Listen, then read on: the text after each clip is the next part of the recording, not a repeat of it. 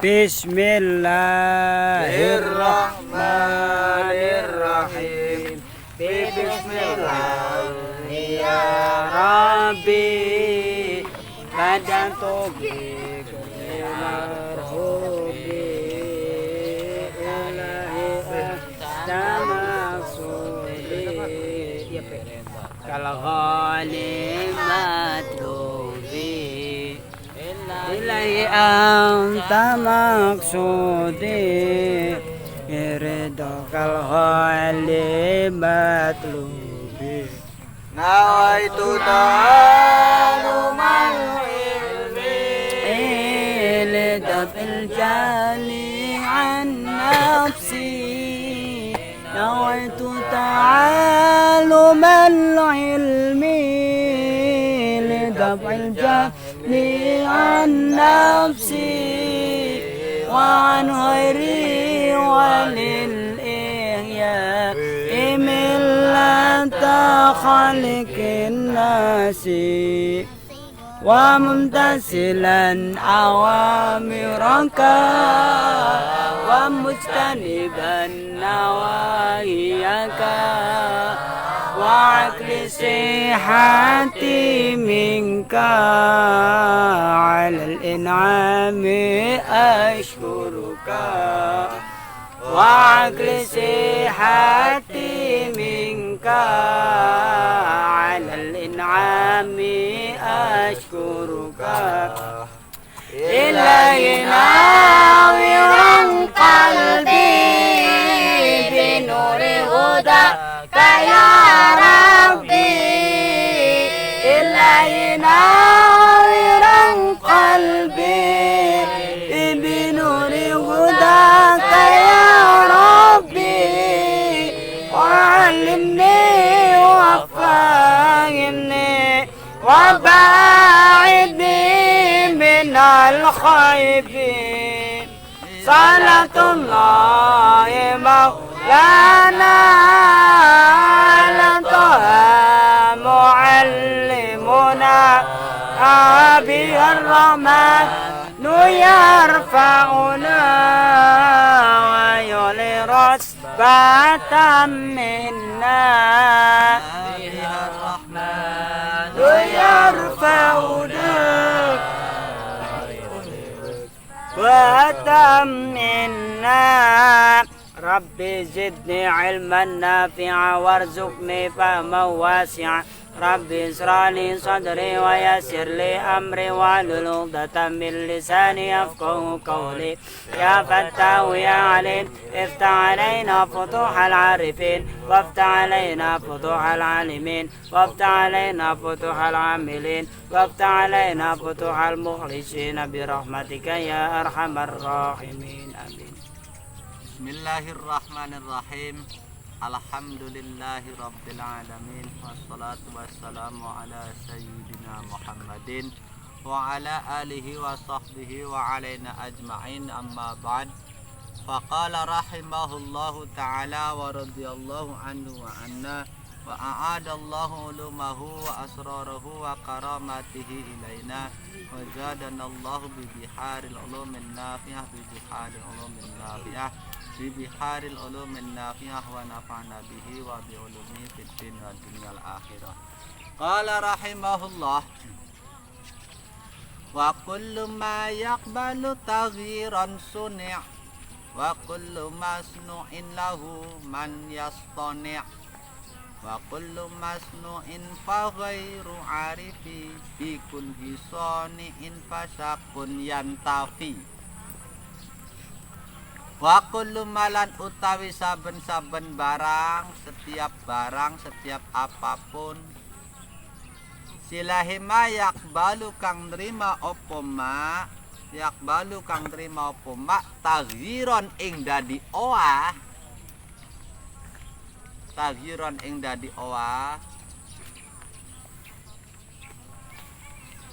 iku suni aden gawe opo ma.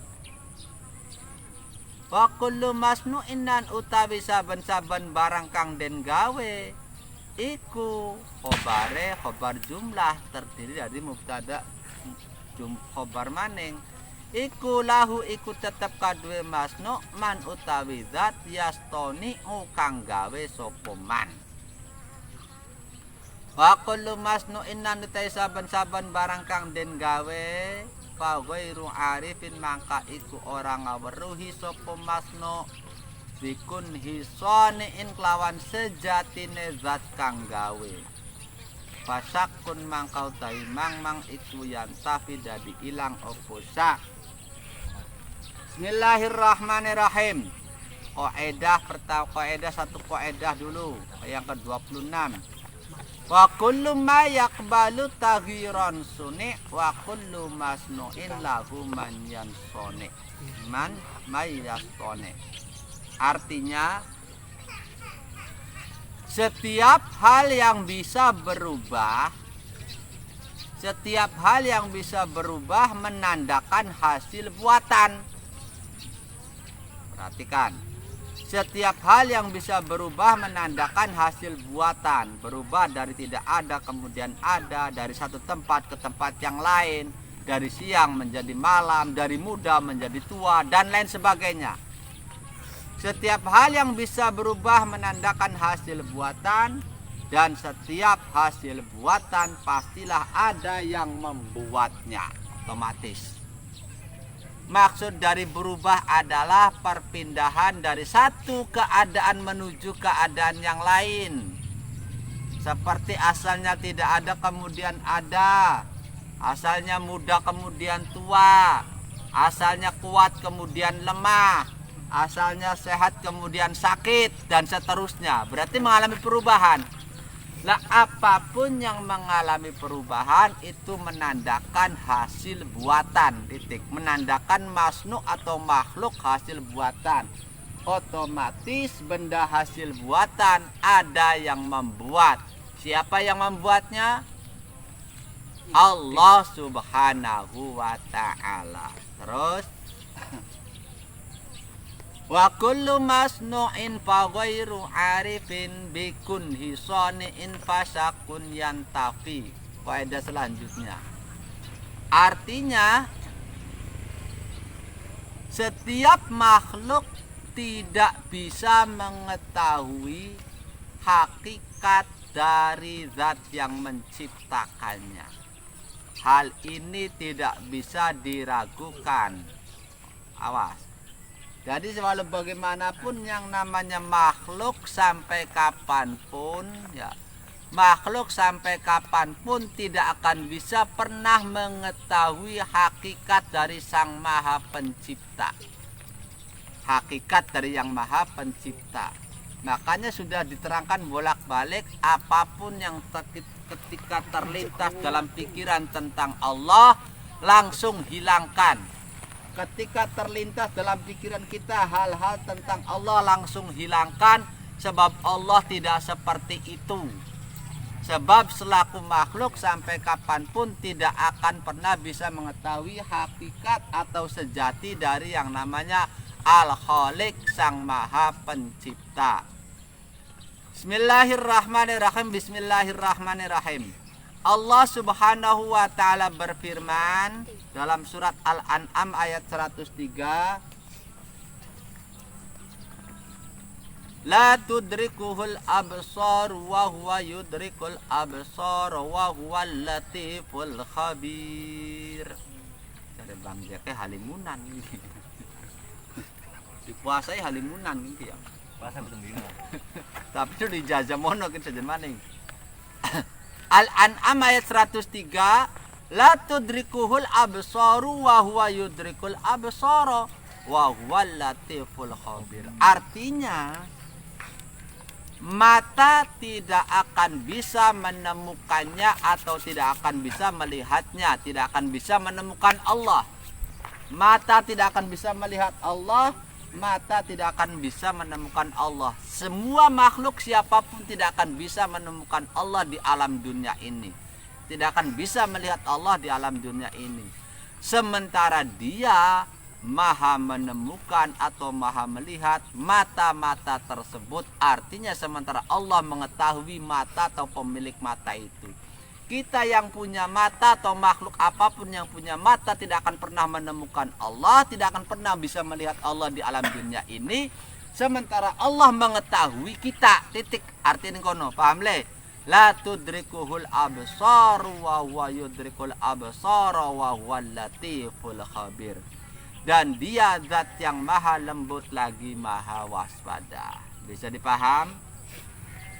Jadi diingat kembali, setiap hal yang bisa berubah dari satu keadaan ke keadaan yang lain itu menandakan hasil buatan. Kalau hasil buatan menandakan ada yang membuatnya. Yang membuatnya adalah Allah. Kemudian kaidah selanjutnya, setiap yang dibuat, setiap makhluk buatan itu tidak akan pernah mengetahui hakikat dari sang pembuat, hakikat dari Allah. Paham? Kita selaku makhluk tidak akan bisa menemukan hakikat dari Allah, sang Khalik, sang Maha Pencipta. Bismillahirrahmanirrahim. Terus artinya ya, di alam dunia ini tidak ada mata yang bisa melihat hakikat Allah Subhanahu wa ta'ala. Jadi kalau misalnya ada kisah para wali Allah yang bisa melihat Allah, misalnya para wali-wali Allah yang disebut makrifat billah, makrifatnya sudah makrifat bizat langsung, jadi sudah bisa melihat zat Allah. Bong wisusul sampai kadang-kadang kaedanan. Hati-hati, kita yang belum sampai ke situ nggak tahu. Cuman kalaupun betul para wali Allah bisa melihat zat Allah, maka mereka melihatnya bukan menggunakan mata zahir tapi menggunakan hatinya, mata batinnya. Paham li? Nganggo karo mata batin, mata hati ya. Jadi bakal mata zahir siapapun tidak akan ada yang bisa melihat Allah sampai sekarang atau sampai nanti di alam dunia ini. Nggak ada satupun yang bisa melihat Allah. Jadi kalau para wali Allah yang bisa melihat Allah misalnya, itu karena melihatnya dari mata batinnya. Menggunakan basirah, namanya bukan basor. Kalau basor mata ini, basirah mata hati. Paham le? Bismillahirrahmanirrahim. Kecuali baginda Nabi Muhammad sallallahu alaihi wasallam menurut kaul yang masyhur. Kecuali kanjeng Nabi loh, ini kaul masyhur, ada pendapat yang mendukung. Saat Mi'raj, yaitu pada saat Isra dan Mi'raj naik ke langit itu, dan itu pun di tempat yang belum pernah dijamah oleh makhluk, yaitu mustawa. Jadi kecuali hanya satu orang, kalau kita bisa bercerita, hanya satu orang yang bisa melihat Allah di alam dunia ini dengan mata zahir, awas. Bukan dengan mata batin, bukan dalam mimpi, bukan. Jadi ketika ada kisah Isra Mi'raj, kemudian ada yang memberikan tafsiran bahwa itu hanyalah mimpi baginda Rasul. Nggak usah dibahas. Mau sekedar mimpi, kenapa harus dijadikan suatu hal yang istimewa yang kemudian diabadikan dalam Al-Quran dengan diawali kata-kata subhana. Ning Al-Qurannya subhanalladzi asra bi'abdihi. Bakal orang Arab bakal menggunakan subhanallah menandakan hal yang luar biasa. Duduk hal biasa. Paham le? Wong Arab bakal ada sesuatu yang luar biasa, agung, sangat agung, hebat loh. Subhanallah, hebat sekali. Lah iku wong Arab. Lah ini di dalam ayatnya surat Al-Isra-nya subhanalladzi asra bi 'abdihi, diawali dengan kata subhana, maha suci zat, asra bi 'abdihi yang telah memperjalankan malam pada hambanya. Ini menandakan kejadian ini kejadian yang luar biasa. Jadi kalau ada yang berpendapat bahwa baginda Rasul Isra Mi'raj itu mimpi, ya kenapa kemudian diabadikan dalam Al-Quran sebagai kisah luar biasa? Wong sekedar mimpi sih, opan bang ngimpi mabur je. Ya renegin wong ngimpi, ngimpi nggak ada istimewanya orang mimpi, orang dengan mimpi. Paham nggak? Bisa dipaham nggak? Jadi ketika ada yang memberikan tafsir bahwa Isra Mi'raj itu adalah mimpi baginda Rasul, nggak mungkin kemudian diabadikan dalam Al-Quran dengan diawali kata subhana. Sebab ini menandakan kejadian nyata yang luar biasa. Paham nggak? Kejadian luar biasa. Dia lamun sekedar ngimpi sing gua apa dicerita-cerita nang kita kadang-kadang ngimpi. Anggur-anggur ngimpi bisa melakukan dhuwur banyu.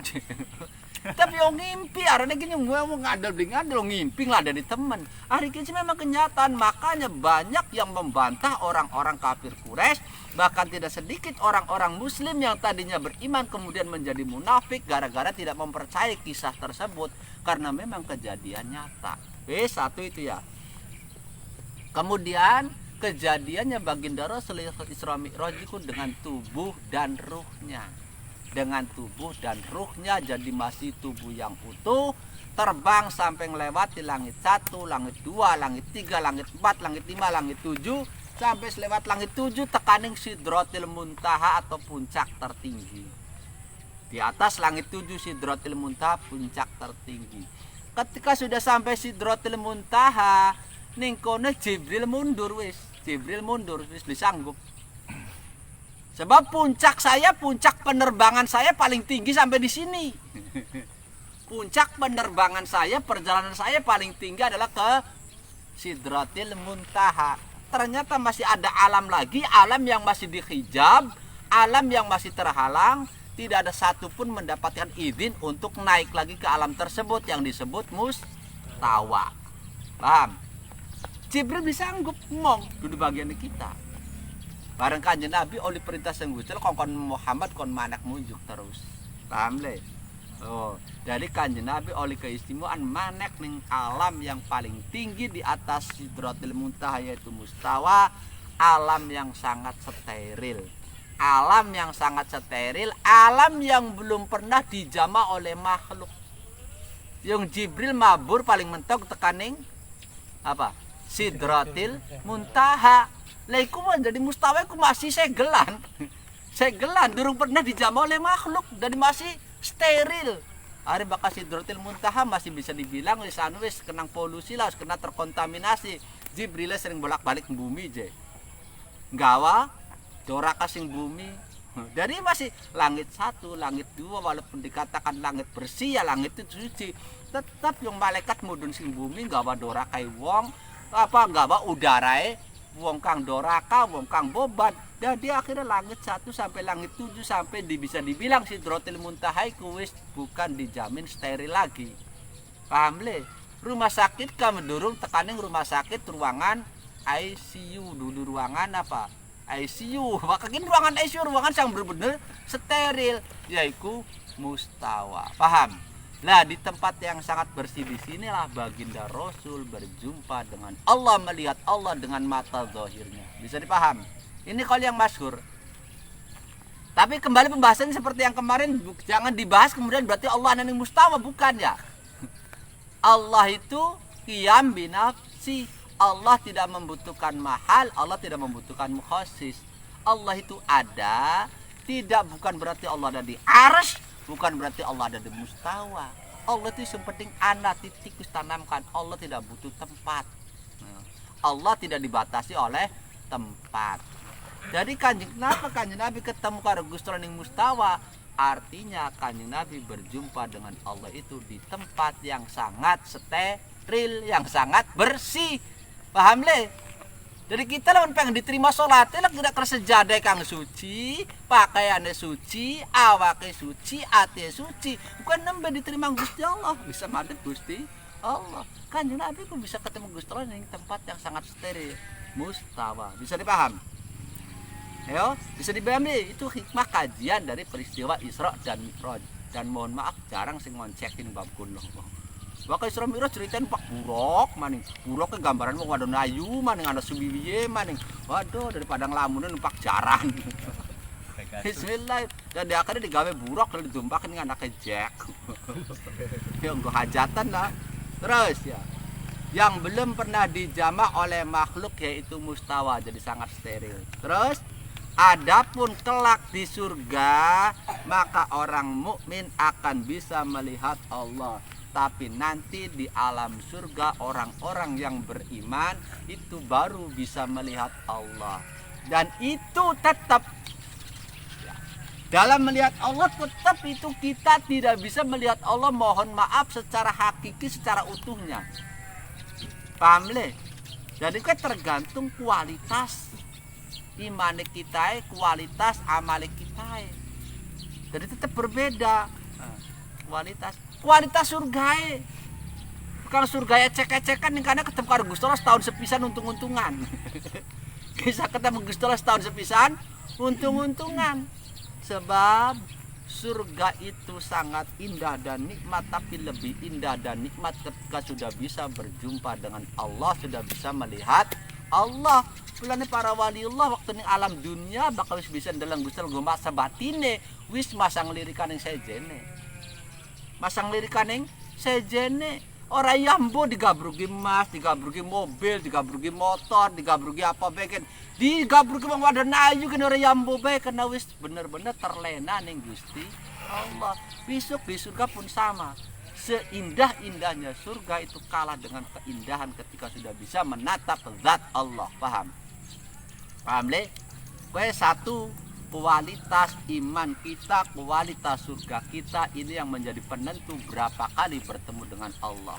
Anak kamu mungkin bisa jadi seumur hidup sepisan di surga ada sepisan-pisan nih, tapi cukup membekas. Ada yang setahun sepisan, anak kang sebulan sepisan, anak kang seminggu sepisan, anak kang setiap hari, anak kang setiap saat selalu berjumpa dengan Allah. Jadi tergantung kualitas kita. Pelan aja kedua pikiran, alah yang penting manjing surga gampang. Lah tekan yang surga dikada bagian oleh MPR baik kau dalan kanginan. Lumayan. lah tetap ada kualitas berbeda-beda di tingkatan-tingkatan nih surga sembarangan. Yang nih umah motor pengen kang anjar nih surga jaluk ke bagian MPR-an baik. Aduh otaknya jalan beli. Duit benjaluk ke hake, tapi bahkan di surga ngomongnya alah sing penting asal ibadah kugen manjing surga masa urung nggak. Aduh rendah temen otaknya. Tapi bahkan masalah HP pengennya ganti kang anyar, motor pengennya kang bagus, duit pengennya hake, rabi pengennya ahayu. Ning surga munnya siapa jarin temen surga yang penting manjing surga asal beriman. Aduh manusia. Paham nggak? Itu sebenarnya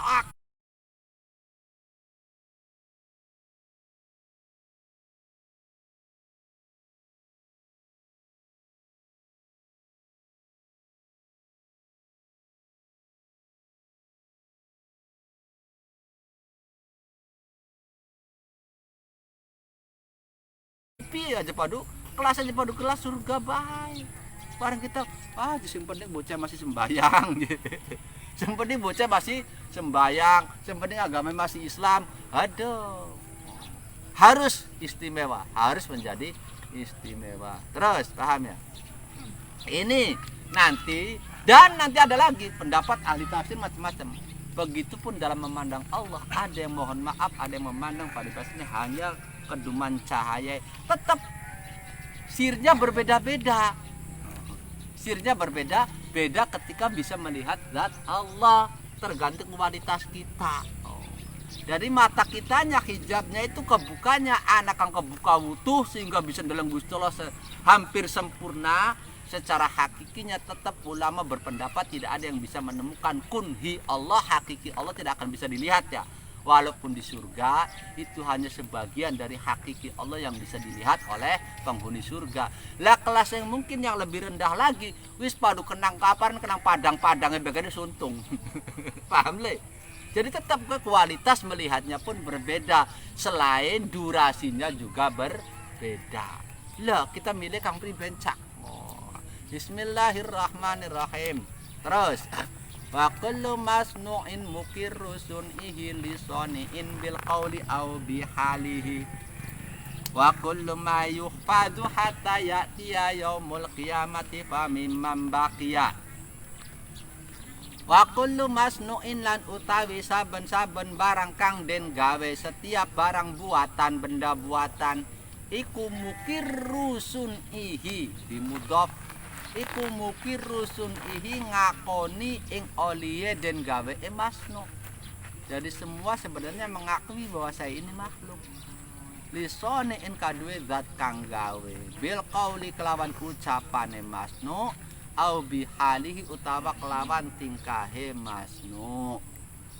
Wa kullu malan saben-saben barang yufadu kang den reksa apa ma hatta ya'tiya sehingga tumeka opo yaumul kiamati dina kiamat iku famiman mangka iku setengah saking barang kang den gawe dening zat bakia kang langgeng sapa man. Setiap makhluk artinya wa kullu masnu'in muqirru sun'ihi lisani'in bil qawli au bihalihi. Setiap makhluk pasti mengakui keberadaan dirinya sebab ada yang membuatnya. Sebenarnya hati kecilnya ketika dalam titik kesadaran semua mengakui bahwa saya ini diciptakan oleh Tuhan. Paham le? Ketika dalam kondisi titik sadar lah, dalam titik kesadaran lagi titik turun titik terendah be pola pikirnya. Dulu lagi emosi memuncak, dulu lagi nafsu ngablag-ngablag. Ketika dalam keadaan sadar dalam perenungan, semua makhluk itu sebenarnya menyadari bahwa dia itu dibuat. Sebab ada yang membuatnya. Pengakuan tersebut bisa langsung lewat ucapan ataupun tingkah polanya. Dengan mulutnya atau dengan perilakunya. Bakos lagi puyuh-puyuh nembekelingan Gusti. Nah, kadang tanpa sadar ya. Mengucap kata Gusti. Kadang ning ati ana ragu-ragu. Tuhan, betulkah Engkau ada? Kenapa saya harus begini? Tanpa sadar sebenarnya mengaku ada Tuhan kunku. Paham enggak? Jelas enggak? Walaupun kualitas pengakuannya berbeda, tapi sebenarnya seluruh makhluk itu mengakui bahwa dia ada yang menciptakan. Hanya tumbuh dan tidaknya pengakuan tersebut kondisi keadaan yang merubahnya. Sebab sing asli semua makhluk itu sudah melalui perjanjian di hadapan Allah. Roh-roh ketika di zaman azali, zaman dahulu kala sebelum adanya alam dunia, roh dikumpulkan itu oleh Allah diadakan perjanjian, alastu bi rabbikum, bukankah aku Tuhan kalian?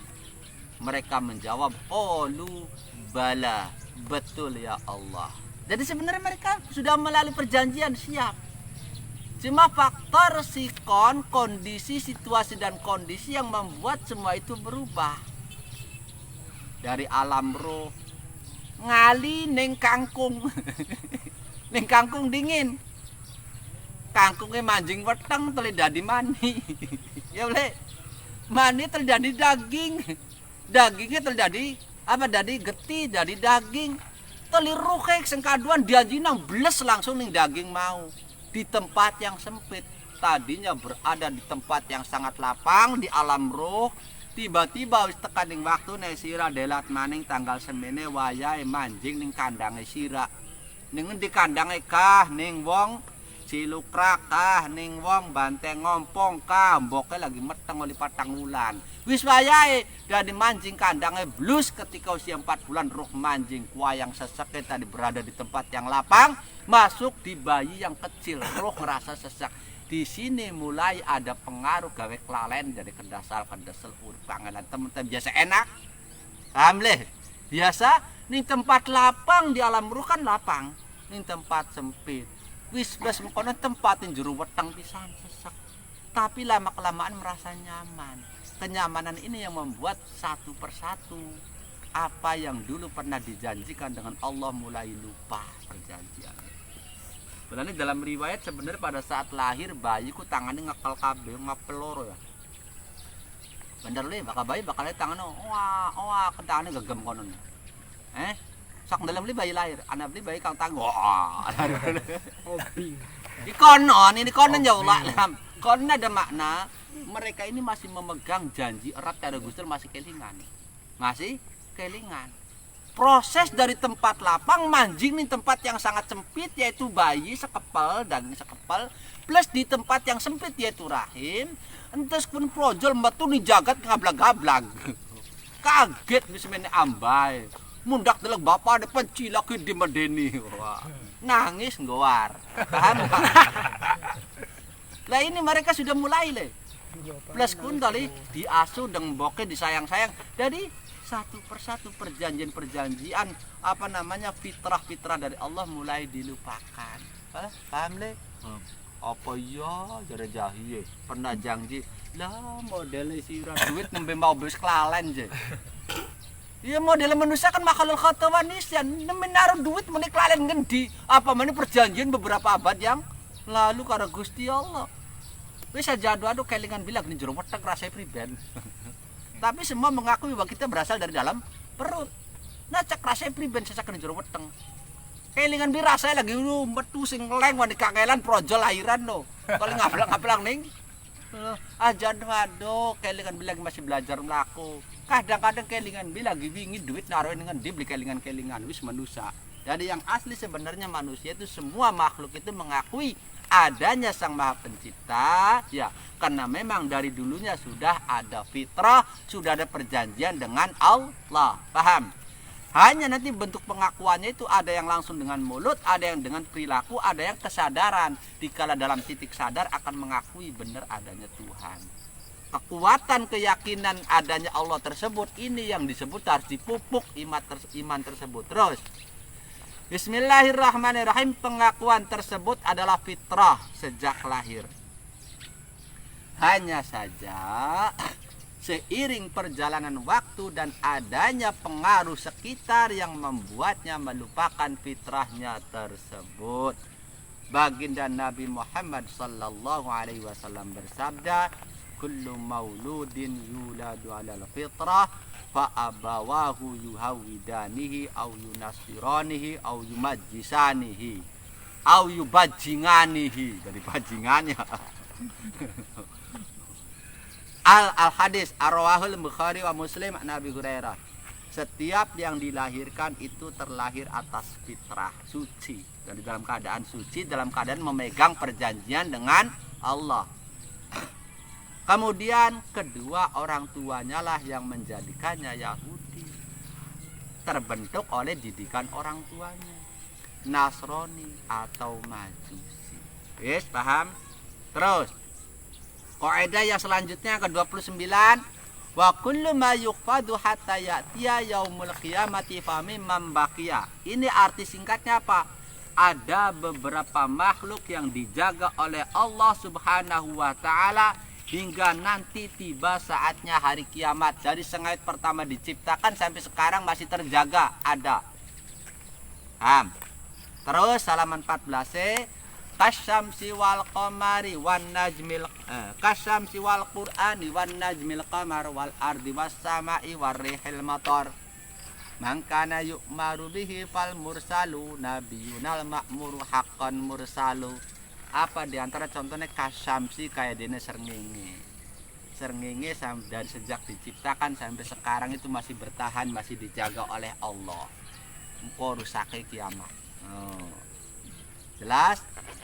Wal Qur'anilan Al-Qur'an sejak pertama diturunkan sampai sekarang masih terjaga. Nambah sehuruf ya, anak kawan nambah sehuruf kewenangan, nggak bisa. Mengurang satu huruf pun ketahuan. Karena wa inna lahu lahafidun, jadi gitulah wa nahnu lahu lahafidun, aku yang akan menjaganya. Terjaga sejak pertama diturunkan, bisa ditukutik.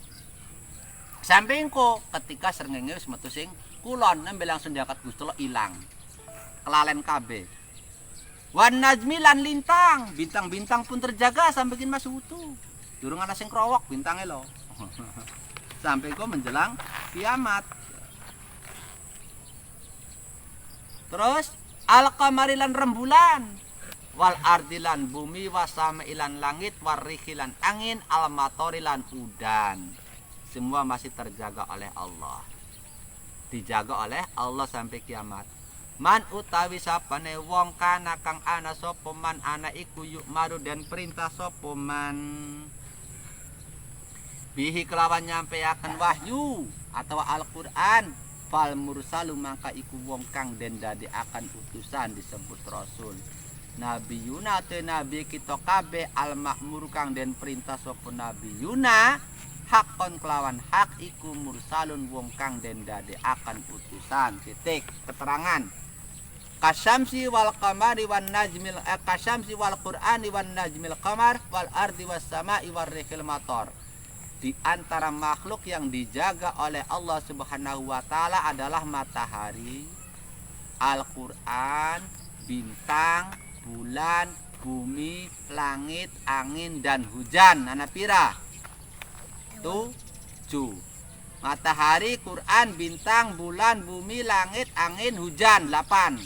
Ada 8 makhluk yang sampai sekarang masih dijaga di alam dunia, paham le? Jadi tidak akan mengalami kerusakan, nanti kiamat rusake. Bisa le? Ngerti le? Kiamat kerusake. Semuanya tidak akan rusak kecuali nanti hari kiamat. Al-Quran diangkat sebelum terjadinya kiamat, yaitu pada saat matahari wis metu sing kulon. Terus tambahan ada 8 makhluk, awas, ada 8 makhluk yang tidak akan rusak pada saat kiamat. Jadi pada saat kiamat dirusak anak makhluknya. Bolu maning 8 makhluk yang pada saat kiamat tidak rusak dan dikehendaki abadi oleh Allah, dikehendaki abadi. Hukumnya masih makhluk, ada makhluk kena hukum fana, tapi ini dapat iradah oleh Allah, dikehendaki 8 makhluk tersebut abadi, beli bakal rusak. Bisa dipaham? Ada 8 sampai pada saat kiamat pun tidak akan rusak. Yaitu satu arsy Gusti Allah beli bakal rusak abadi. Kedua kursi Allah, duduk kursi Bang Jack sih jejak bagian dambruk ya. Yang ketiga surga itu abadi. Yang keempat neraka, 5 tulang ekor brutu, balung brutu le. Dari sepira sudah ribuan tahun lamun gulati mayit pasti tulang ekor masih ada, tidak akan rusak. Paham le? Brutu manusia, tulang ekor manusia beli bakal rusak. Walaupun awaknya selebur KB akan ditemukan sisa-sisa mayitnya, kerangkanya minimal tulang ekor beli bakal rusak. Paham ya? Beli rusak. Dispira maukah? Aras, kursi, surga, neraka, tulang ekor, roh. Roh kan makhluk. Itu sama, tidak akan mengalami kerusakan. Kang rusakku jasade. Roh tidak rusak. Sampai nanti makan abadi, roh itu abadi. Terus yang ke 7, loh mahfud, tempat Allah membuat skenario loh mahfud. Dan yang terakhir al-qalam. Allah itu ibarat buku, al-qalam itu pulpene. Jadi tempat Allah membuat skenario, membuat aturan, membuat apa mereka jalan cerita kehidupan. Gampangannya konon baya, digambarkan supaya gampang ya. Lauh itu adalah bukunya berbentuk papan yang terbuat dari apa? Nanti ada keterangan di belakang dari zumrud. Kalam itu adalah pulpene.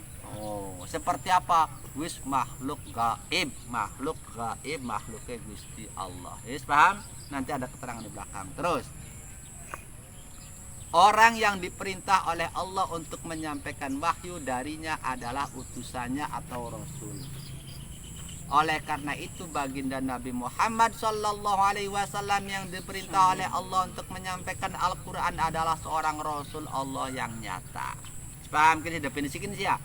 Mendapatkan wahyu dari Allah kemudian diperintah untuk menyampaikan, berarti Rasul. Ketika orang yang mendapatkan wahyu tersebut tidak diperintah untuk menyampaikannya, maka dia hanyalah seorang Nabi. Dan tidak ada yang tahu total jumlah dari Nabi dan Rasul selain Allah Subhanahu wa Ta'ala. Nabi anapira, Rasul anapira, iku rahasia Gusti Allah. Kang asli, kang weruh cuma Gusti Allah. Paham? Namun ada riwayat dalam Sahih Ibnu Hibban dari Abi Dzar Al-Ghifari, jumlah Nabi ada 124.000. Itu dalam riwayat hadis Ibnu Hibban yang diriwayatkan dari sahabat Abi Dzar Al-Ghifari. Jadi Nabi ku ada 124.000 dan jumlah Rasul ada 313. Paham? Lah, yang wajib diketahui hanya 25. Wis wallahu a'lam bishawab. Al-Fatihah.